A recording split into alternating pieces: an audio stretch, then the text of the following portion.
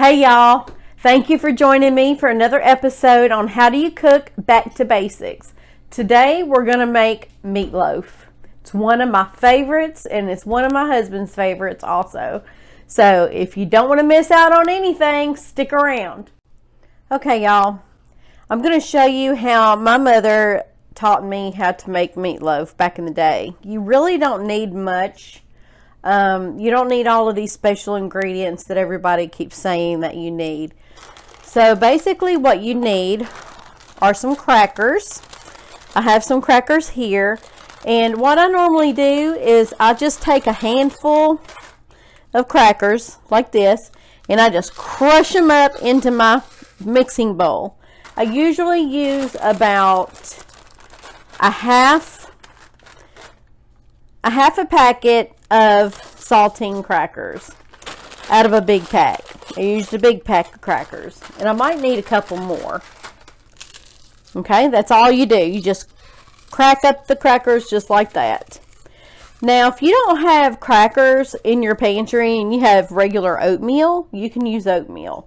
Not the instant type, just like quick oats or old-fashioned oats. You can use those instead of crackers, or you can use regular bread, because I learned how to make it with bread originally, but I like crackers in mine instead. Okay, so let me get my meat out here. I didn't have it ready. All right, so what I'm going to do, I'm going to use 2 pounds of hamburger meat. I don't use the real lean hamburger meat because it just really doesn't give that good of a flavor. It's not as good to me, in my opinion. I mean, you can use whatever you want to use. You can use ground turkey, ground chuck, ground round, just whatever you like. But right now, that's about 1 pound of hamburger meat. And I may go ahead and use a little bit more. I usually cook it with 2 pounds. So I'm going to go ahead and get about a little bit more hamburger meat. Add a little bit more. Okay. Okay, so you have your crackers down at the bottom. And you add your meat into the bowl. So what I'm going to do is go ahead and add 1 egg to my bowl, and for right now that's all I'm going to use, because your egg is what glues your meatloaf together. So I usually don't use too much stuff. So now what I'm going to use, I'm probably going to put in about a half a can of tomato sauce and about a half a can of diced tomatoes, chopped. And I'm going to use about a half of a small onion in my meatloaf, finely chopped, or chopped the way you like it to be. Okay, so right now I have my crackers in there, my meat, my ground meat, my tomato sauce, diced tomatoes, and onions, and my egg. I'm going to go ahead and add some pepper.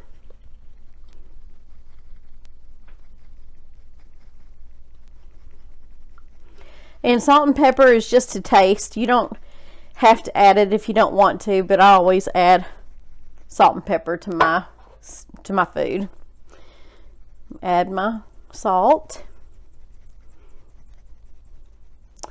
I think I'll put a little bit more pepper in there because I like pepper. Okay, now the fun part. So this is what it looks like before you start mixing it. So now I've already washed my hands beforehand. So now we get to go into the dirty work. I don't use a spoon for this. I always use my hands because it's just easier. Okay, so I'm going to go in and I'm just going to start mixing everything together and try to bring up those crackers from the bottom.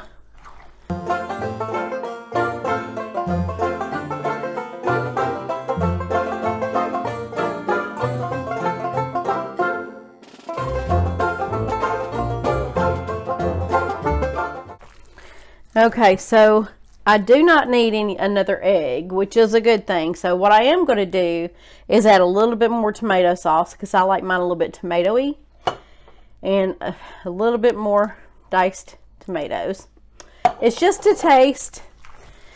It really depends on your preference on how much tomatoes you add, or if you even want tomatoes in your meatloaf anyway. So you really can't taste the tomatoes. It just kind of gives it that flavor that a meatloaf should have.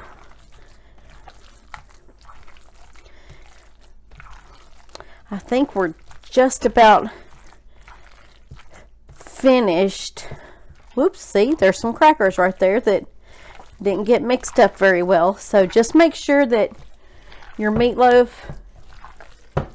gets in there really good. Everything's all mixed.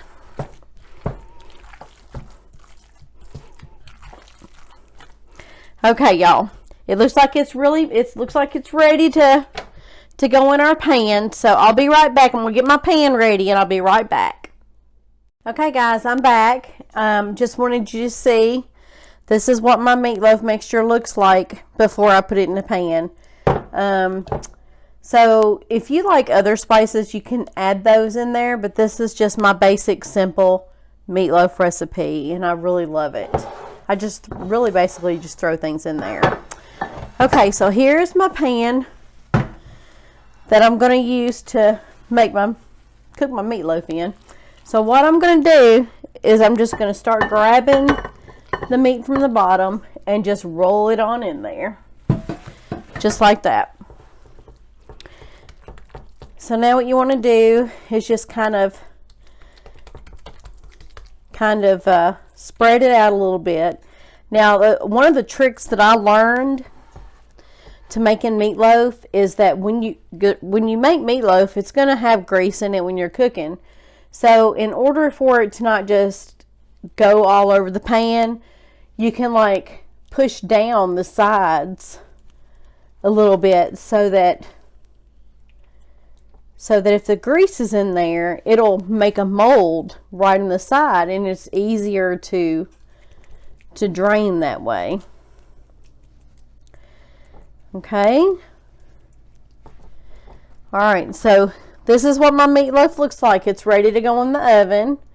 So I am going to cook my meatloaf in an oven at 375 degrees. Now I will continually check on it to see how much grease has been added or has accumulated in my meatloaf, and then I'm going to show you how I usually drain the grease throughout cooking my meatloaf. I'll be right back. Hey y'all, I told you I would show you what I do whenever my meatloaf got to where it needed to be degreased or drain some of the grease. So this is what I normally do. I usually take it out of the oven. Now, you can use a spoon if you want, if that's just easier for you, but this is how much grease is in my meatloaf right now. So what I normally do, hold on, I'm going to put this down.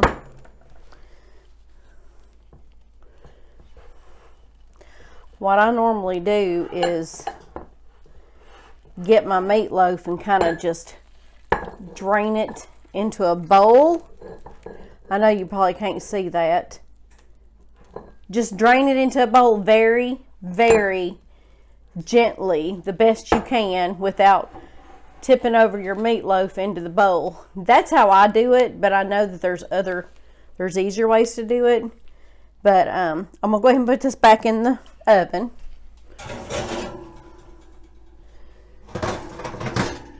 Okay, y'all. So this is how much grease came out of that already. So you just want to try to drain it throughout the cooking process of your meatloaf.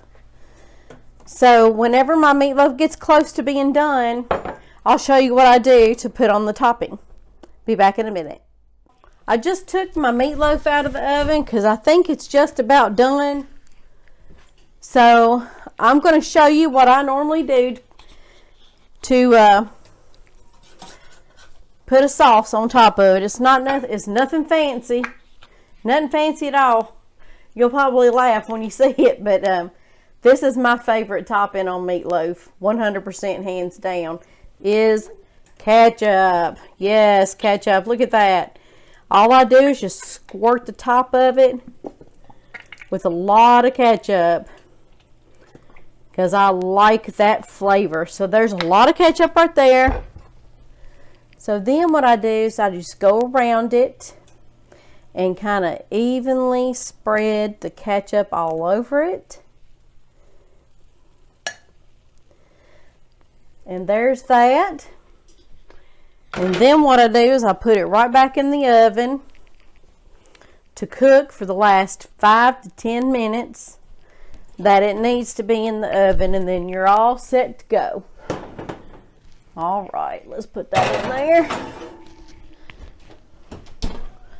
All right, I'll be back when it's ready, y'all. Well, y'all, there's my meatloaf. I hope you enjoy it as much as I do. And you can always add extra ketchup to your meatloaf after you've sliced it and you're ready to eat it. Hey guys, so there you have it.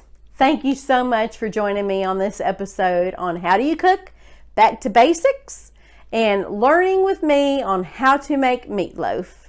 If you like this video, please click that thumbs up button and please subscribe and please hit that bell notification so you don't miss out on any of my upcoming recipes.